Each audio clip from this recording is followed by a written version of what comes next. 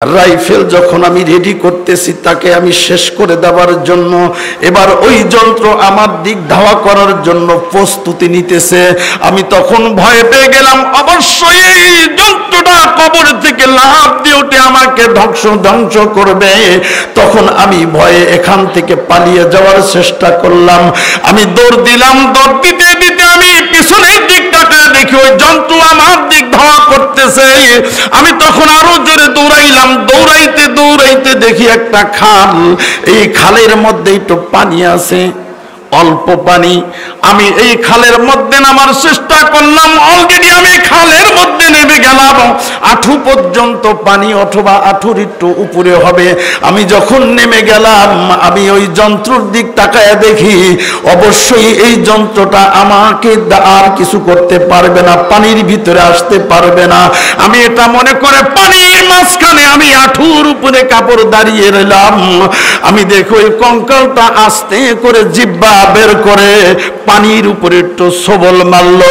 সবল মারার সঙ্গে সঙ্গে পুরা খালের পানিটা আগুন ধরে গেল। যেরকম আল্লাহু আকবার। তাবলীগ জামাত আসছে, আমি সরাসরি আলোচনায় ঢুকে যাইতেছি। তা উদাহরণস্বরূপ তাবলীগ জামাত আসছে, এক মসজিদে আলোচনা করতেছে পাকিস্তান।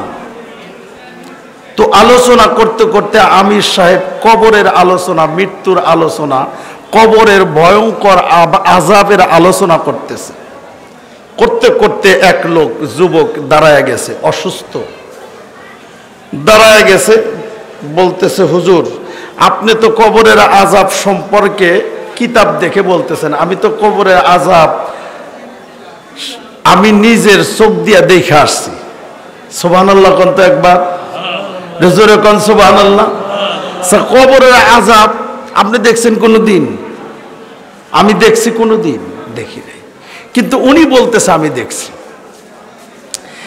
এইবার আমির সাহেব বলতেছে, যুবক আমার রস বন্ধ, তোমার রস শুরু। আমার রস বন্ধ, তোমার রস শুরু।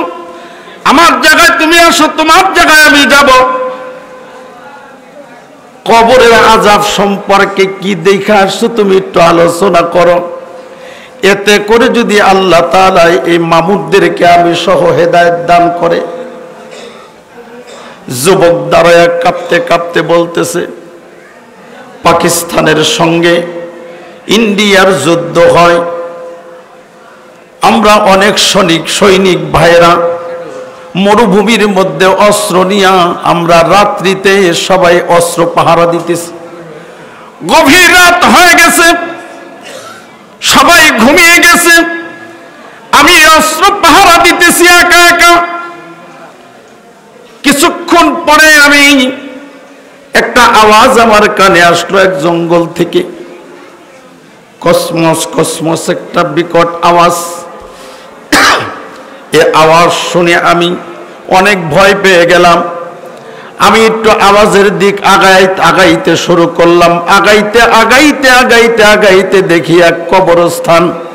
কি জোরে বলেন, কি একটু জোরে বলেন, কি কবরস্থান? এই কবরস্থানের মধ্যে দেখি একটা ভাঙ্গা কবর, পায়ের পাশ থেকে কিছু মাটি সরে গেছে। আমি তখন আমার হাতে টর্চ লাইট ছিল, টর্চ লাইট দিয়ে আমি যখন দেখতে শুরু করলাম, দেখি একটা কঙ্কাল পড়ে রয়েছে। খুব খেয়াল করে শুনবেন বাবা, কঙ্কাল পড়ে রয়েছে। কঙ্কালের পাশে পায়ের পাশে একটা ইঁদুরের চাইতে বড়, বিড়ালের চাইতে ছোট একটা যন্ত্র।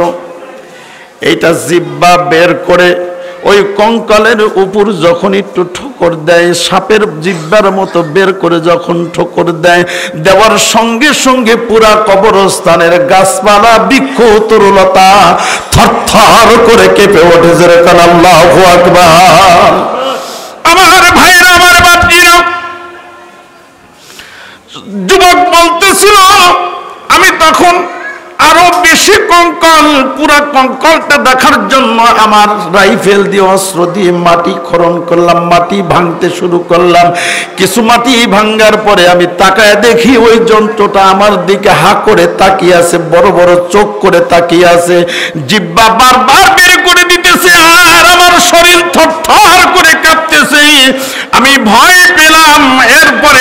যখন রাইফেল যখন আমি রেডি করতেছি তাকে আমি শেষ করে দেওয়ার জন্য, এবার ওই যন্ত্র আমার দিক ধাওয়া করার জন্য প্রস্তুতি নিতেছে।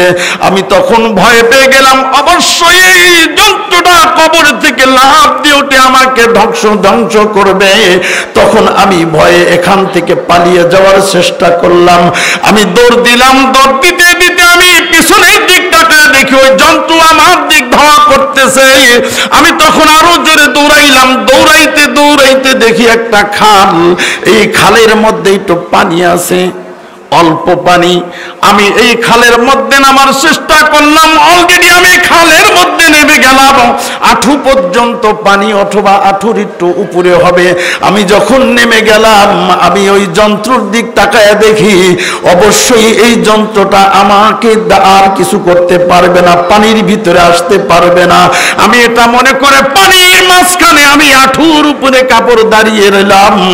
আমি দেখো ওই কঙ্কালটা আস্তে করে জিব্বা বের করে পানির উপরে একটু সবল মারলো। সবল মারার সঙ্গে সঙ্গেই পুরা খালের পানিটা আগুন ধরে গেল। জোরে কোন আল্লাহু আকবার। আমার ভাইরা, আমার বাপজিরা, যখন আগুন লেগে গেল আমি এপার থেকে পার হওয়ার জন্য চেষ্টা করলাম। পার হইতে হইতে এর মধ্যে আমার পা আঁঠু পর্যন্ত পুড়ে গেল। ওই দেশের সরকার আমাকে চিকিৎসাধীন অবস্থায় রাখলো, 6 মাস চিকিৎসা করলো, কিন্তু আমার শরীর পছন্দ ধরে গেছে, আঁঠু পছন্দ ধরে গেছে, গোস্ত পচে পচে আস্তে আস্তে খসে যায়। আমাকে অপারেশন করা হলো বারবার, আমার গোস্ত পড়ে গেল, আমার শুধুমাত্র হাড্ডিগুলো জেগে নইল। এরপরে আমাকে বিদেশে পাঠানো হলো চিকিৎসার জন্য। আমার দেশের সরকার আমাকে বিদেশ পাঠালো। আমি আমেরিকাতে চিকিৎসা হলাম 6 মাস, কিন্তু 6 মাস পর্যন্ত চিকিৎসা হওয়ার পরেও আমি ভালো হলাম না, আমার পায়ে গোজ গজালো না। এই কাপড় উঠায়া, অল্প একটু কাপড় উঠায়া সবাইরে দেখাইলো, দেখেন এখনো পর্যন্ত আমার পায়ে গোজ গজায় না। বিশ্বনবী মুহাম্মদ রাসূলুল্লাহ সাল্লাল্লাহু আলাইহি ওয়াসাল্লাম কবরের আযাব সম্পর্কে আলোচনা করতেছিলেন। সাহাবীরা গলা কাটা মুরগির মতো ছটপট করে কাঁদতেছিল। বিশ্বনবী মুহাম্মদ রাসূলুল্লাহ সাল্লাল্লাহু আলাইহি ওয়াসাল্লাম বলতেছিল, মানুষ যখন ইন্তেকাল করে তার কাছে যখন আজরাইল আসে, এই আজরাইল যখন তার রূহ কবজ করার জন্য হাতটা শুধু বের করে দেয়, হাত বের করে দেওয়ার সঙ্গে সঙ্গে একটা জেতা বকরির শরীর থেকে চামড়া ছুললে যেই কষ্ট হবে, কমসে কম তার চাইতে 70 গুণ বেশি কষ্ট ওই মৃত্যু ব্যক্তির হয়।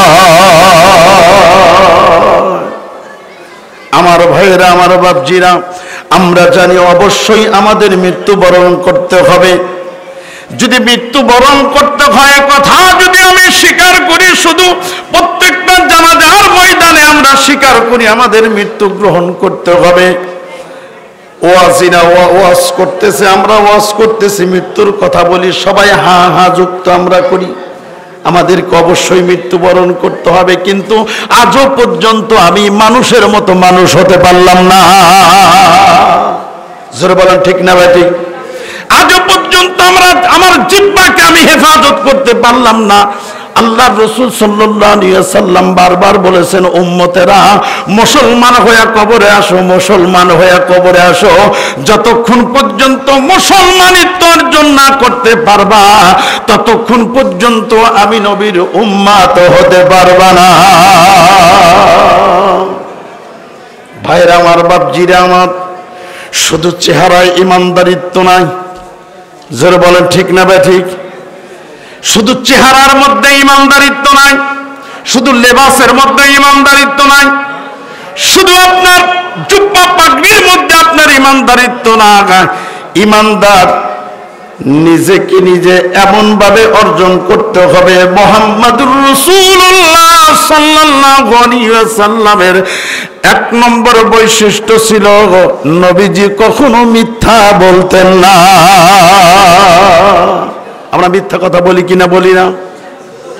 ভাইরা আমার, বাপজিরা আমার, নবীজির আদনাত সে আদনাত সাহাবী, একবারে ক্ষুদ্র সাহাবী, যে সাহাবীর নাম অনেকেই বলে না, এমন সাহাবী যদি হতো মুহাম্মদুর রাসূলুল্লাহ সাল্লাল্লাহু আলাইহি ওয়াসাল্লামের এমন গুণ অর্জন করেছে যে গুণের জন্য আল্লাহ রাসূল সাল্লাল্লাহু আলাইহি ওয়াসাল্লাম তার হাতের উপর যদি আগুনের বন্দা দিত তবু তার হাতকে পোড়াইতে পারত না।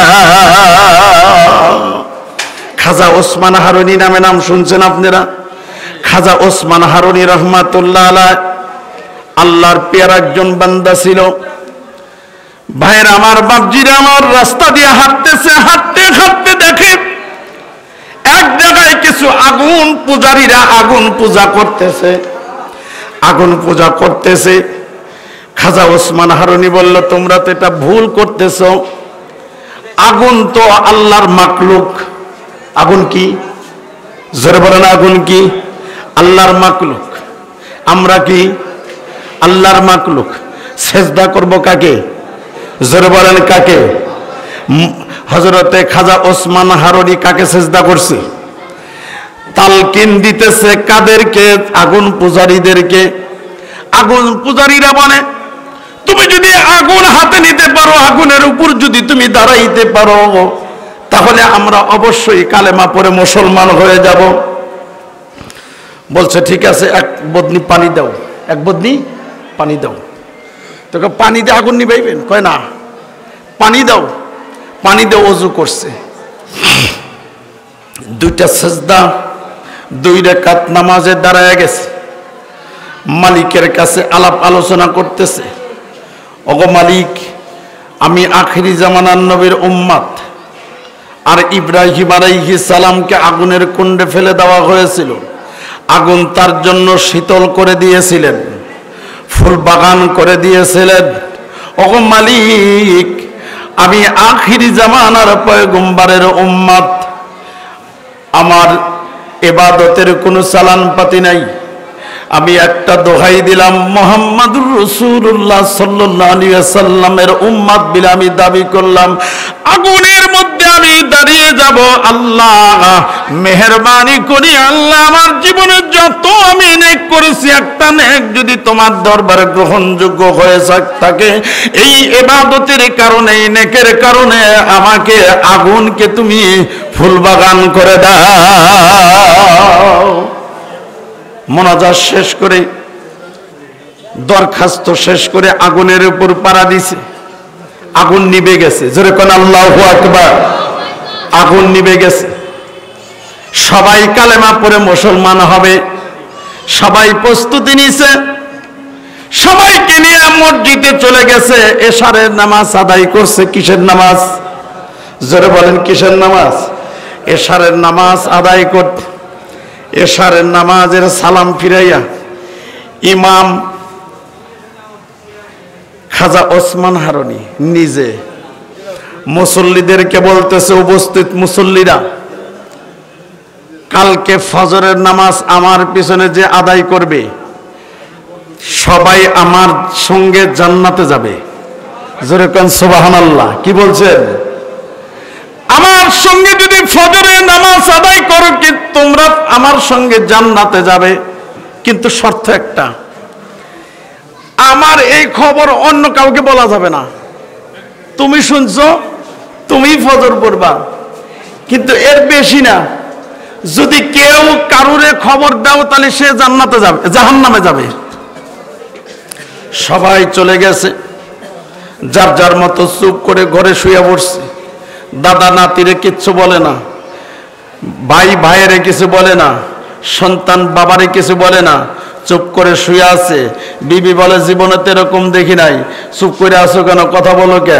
কয় না, কথা বলা যাবে না আগামী ফজর পর্যন্ত। জোরে কোন সুবহানাল্লাহ। যার যার মতো সবাই ঘুমায় গেছে। ও বাবা, এমনও মানুষ দুনিয়াতে আছে, দেখবেন নিজে না খায়া অন্যরে খাওয়া। হ্যাঁ, এটা বলে শেষ করে দেবে। বাজান রে, আবার এমনও মানুষ আছে একজন না খায় আর একজনকে খাওয়ায় না, নিজে ভালো একটা বস্ত্র না পরে অন্যজনকে পরায় না। জোরে বলেন না, কে পরায় কি পরায় না? নিজে ভাঙ্গা করে থেকে অন্যরে ভালো করে থাকায় না। আছে না এরকম মানুষ? আছে না? না থাকলে দুনিয়া চলবে? ভাইয়েরা আমার, বাপজিরা আমার, খাজা ওসমান খারুনি যখন এলাম দিছে সবাই যার যার মতো চলে গেছে, ঘুমায় আছে, ফজরের নামাজ সবাই আসছে, কিন্তু একজন ব্যক্তি ঘুমায় নাই, একজন ব্যক্তি বাড়িতে যায় নাই। উনি চিন্তা করছে আমার মালিকের ইচ্ছা, যে আমার মালিকের ইচ্ছা আমার বান্দা যত সৃষ্টি করছে সবাই আমার জান্নাতে থাকবে। তো আমি যদি খাজা ওসমান হারুনির কথাগুলো গ্রামের সবাইরে বলে দেই তো সবাই জান্নাতে যাবে। আমি একা যদি জাহান্নামে যাই আমার কোনো দুঃখ নাই, আমার আল্লাহর পছন্দ সবাই জান্নাতে যাবে। আমি সংক্ষিপ্ত করে 2-1 মিনিটে শেষ করে দিব। আমার ভাইয়েরা, আমার বাপজিরা, খাজা ওসমান হারুনি ফজরের নামাজে দাঁড়ায় গেছে, ইমামতি শেষ, সালাম ফিরায় পিছনে তাকায় দেখে মসজিদে মুসল্লি ছিল 3 কাতার। কয় কাতার? জোরে বলেন, কয় কাতার? 3 কাতার। এবার মসজিদ ভরে গেছে, বারান্দা ভরে গেছে, রোডঘাট সব বন্ধ, রোডঘাট সব ভরে গেছে গা। এইবার খাজা ওসমান হারুনি ডাক দিয়ে কয়, এই ডাকাতি কে করলি? আমি বলছি 3 কাতারের মধ্যে কেউ যেন অন্য কাউকে না বলে এত মানুষ কোথা থেকে আসলো, কারা কারা কারে কারে বলছো হাত উঠাও। সবাই হাত উঠাইছে, কিন্তু একজন চাদর ঘুঙ্গুর দিয়া মাঝখানে বসে রয়েছে। সবাই বলতেছে হুজুর আমরা কিচ্ছু জানি না, যার যার মতো চুপ করে শুয়ে আছিলাম, কারুরে বলি নাই। একজন চাদর ঘুঙ্গুর দিয়ে সুন্দর করে বসে আছে। তুমি কে? দাঁড়াও তো। কাঁপতে কাঁপতে দাঁড়াইছে, কাঁপতে কাঁপতে দাঁড়াইছে। লোকটার নাম মঈনুদ্দিন চিশতি রহমাতুল্লাহ আলাইহি। জোরে কান সুবহানাল্লাহ। খাজা মঈনুদ্দিন চিশতি দাঁড়াইছে, ডাক দিয়ে বলে, মুর্শিদ, আপনি আমার মুর্শিদ, আপনি বলেছেন আমার সঙ্গে ফজরের নামাজ পড়বি জান্নাতে যাবি, অন্য কারোরে বলবি তো জাহান্নামে যাবি। আমি চিন্তা করলাম আমার আল্লাহর পছন্দ সব বান্দা যা জান্নাতে যাবে জাহান্নাম থেকে বাঁচবে, এই জন্য তো আল্লাহ দুনিয়াতে পাঠাইছে। আমি চিন্তা করলাম আমি একা মঈনুদ্দিন জাহান্নামে যাব, গ্রামের সবাই জান্নাতে যাবে। আমি ঘুমাই নাই, ঘরে ঘরে ঘরে ঘরে দাঁড়ায়া দাঁড়ায়া রাত্রি জাগত থেকে সবাই এলাম দিছি। জোরে বলেন আমিন। আল্লাহ তাআলা কবুল করুক, সকলে বলে আমিন। আল্লাহ তাআলা আজকের মাহফিল যারা আয়োজন করেছে সকলকে হায়াত দারাজ করুক, সকলে বলে আমিন। এবং যারা শোনার জন্য আসছে, যারা আসবে সকলকে হায়াত দারাজ করুক, আমিন। আমার দাদুকে হায়াত দারাজ করুক, সকলে বলে আমিন। আমার ওস্তাদদের হায়াত দারাজ করুক, সকলে বলে আমিন। আসসালামু আলাইকুম ওয়া রাহমাতুল্লাহি ওয়া বারাকাতুহু।